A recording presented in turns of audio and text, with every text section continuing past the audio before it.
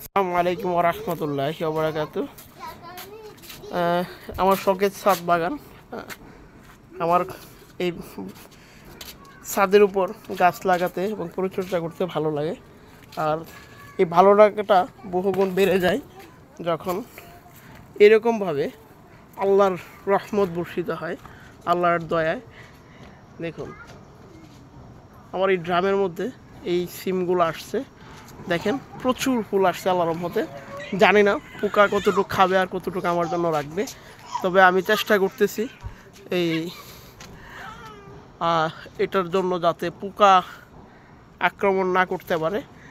তারপরেও শুরুর দিকে কিছু পোকা ছিল, দেখেন এখানে যে বেশি টিকে নাই পোকার আক্রমণের কারণে। আমি যেটা করি, সাবান পানি 1 চা চামচ সাবানের গুঁড়া বা ওই যে আপনার ডিটারজেন্ট যেটা বলে আর কি বাংলাতে, ওই জিনিসটা 1 লিটার পানিতে মিক্স করে স্প্রে করি, সাথে হলুদের গুঁড়াও দিই জিনিসটা একটু সুন্দর দেখানোর জন্য। জানি না কতটুকু কার্যকর, তারপরে আমি মোটামুটি পোকা মুক্ত থাকতে পারতেছি। দেখুন এই হচ্ছে আমার ড্রাম, যেটাতে আমার লেবু গাছ ছিল, শুধু ফুলে আসতো, ফল টিকতো না। আল্লাহর রহমতে সিম টিকছে।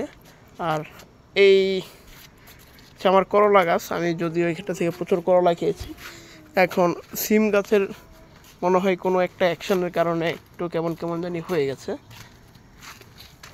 সূর্যের কারণে ভিডিওটা ভালো আসতেছে না। আর জন্য ভালোভাবে দেখা যেতে পারতেছি না। আর এই গাছটার, এই দেখেন করলা গাছটার, এই দেখেন আমি প্রতি সপ্তাহে প্রায় 1.5 থেকে 2 কেজির মতো করলা এখান থেকে আমি হারভেস্ট করতে পারি, কারণ আমার 2টা ড্রামের মধ্যে করলা গাছ আছে। আর আমার সারা বছরের করলার যোগান এখান থেকে আসে, বাজার থেকে খুব কম কিনা হয় আলহামদুলিল্লাহ। এই পাশটাতে দেখুন আমার মোটামুটি অনেক সিম টিকছে, তার মানে স্প্রে আমার কাজ করেছে। হ্যাঁ, সাবানের গুঁড়া আর কি, বাংলার যেটাকে ডিটারজেন্ট বলে, ওটা মিশ্রিত পানি দিয়ে। হ্যাঁ, আর আমার হচ্ছে কালো মরিচের চারা, দেখেন এই যে পাতা কুচকায় গেছে, এটা স্প্রে করা হচ্ছে। আশা করি আগে ওরকম কুকড়াই ছিল, স্প্রে করার পরে এরকম সোজা হয়েছে। হ্যাঁ, আর নতুন করে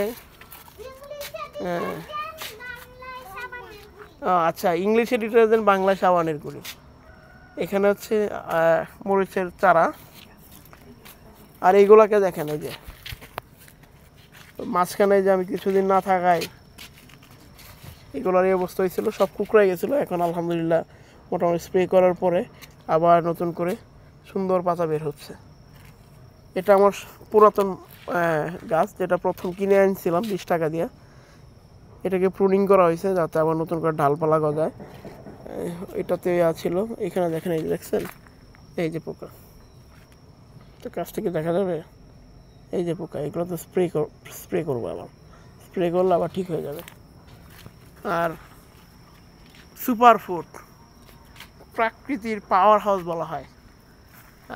জীবন বড় শুনে আসলাম সাজনা গাছ, সাজনা পাতা, এখন ইংরেজিতে নাকি মারিঙ্গা বলে, কী করে বাংলাতে মারিঙ্গা বলে, যে অনলাইনে দেখে বিক্রি করে 1400, 1500, 1600 টাকা কেজি। এটার সাথে আছে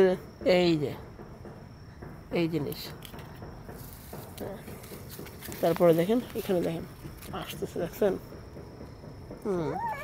আরও আছে। এই করলাটা নি বাবা, এগুলো ছিঁড়ার সময় হয় না তো এখন। এই দেখেন, আর এই হচ্ছে আমাদের যে হারভেস্টার, তার কাজ হচ্ছে সবজি তিলা ছিঁড়া নেওয়া। খাওয়ার সময় না তিতা লাগে নাকি, খায় না।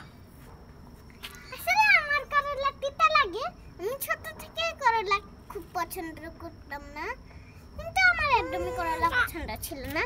একদিন আমি করলা ভাজি খাইছি, আর কি একটু মজা লাগছিল, কিন্তু এখন আর মজা লাগে না, খালি তিতা লাগে। জানি না কেন এরকম হয়। আর আমাদের আরো একজন ছোট কৃষক আছে, সেও কিছু বলতে চায় তার বোনের মতো। ওরে শরম পাচ্ছে রে, ওরে শরম। আচ্ছা ঠিক আছে, তো আর কি, আল্লাহ হাফেজ, দেখা হবে আর অন্য কোনো ভালো লাগার ভিডিওতে। তুমি আর কি বলবো মা, বলো। ওই দিক যায় না, এদিকে আসো। ইস, ওই দিকে জামা কাপড় দেয়, এদিকে আসো।